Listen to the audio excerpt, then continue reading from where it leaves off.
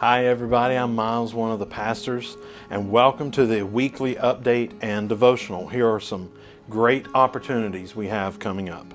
So March is Missions Month.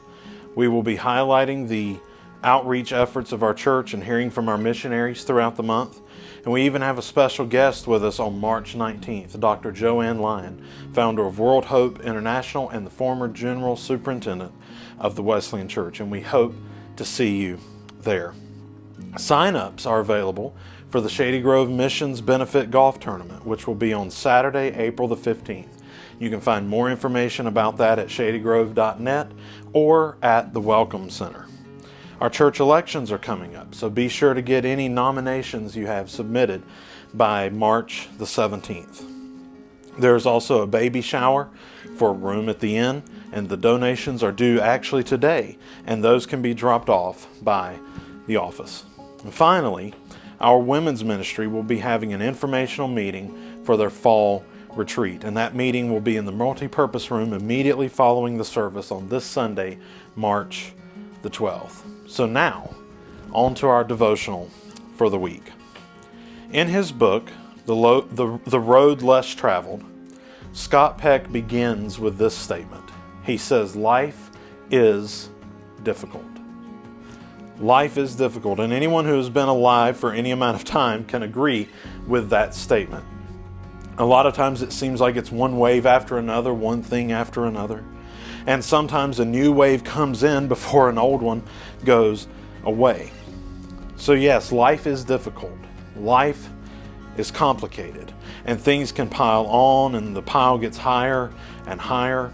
And we have so many things that are competing for our attention, whether it's work or family or friends or school or activities. And there's not enough time in the day to make it all happen. And if we're not careful, life can become so difficult and so complex that it becomes too much. And we feel like we can't go on.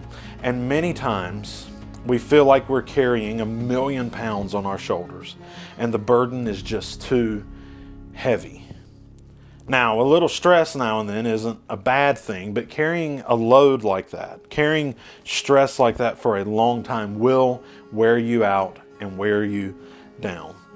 And you may even feel exhausted right now and like you cannot go on. And it's in those times of desperation, when we're beat down, when we're exhausted, that we can tap into something Jesus said. And in fact, you can find this in Matthew chapter 11, verses 28 through 30. This is Jesus speaking. He says, "Come to me, all who are weary and heavy laden, and I will give you rest. Take my yoke upon you and learn from me, for I am gentle and humble in heart, and you will find rest for your souls. For my yoke is easy and my burden is light." See, he said if you're weary, if you're exhausted, if you're heavy laden, and you would agree with that statement that life is difficult, then go to him. What does that mean? It means tell him about all the things that are bothering you, that are on your mind. You know, when people say just give it to God, that's really not all that helpful, is it? But this passage doesn't say Jesus will take away all the bad stuff. It's just like in the 23rd Psalm, God doesn't take away the valley of the shadow of death, but in fact, he is there with us in the valley, and he even has a feast prepared there. And it's the same thing here. The point is to stay close to Jesus, to abide in him. And that is where you'll find rest. See, a temporary vacation isn't going to solve anything. It won't do all that much. It won't make your problems go away.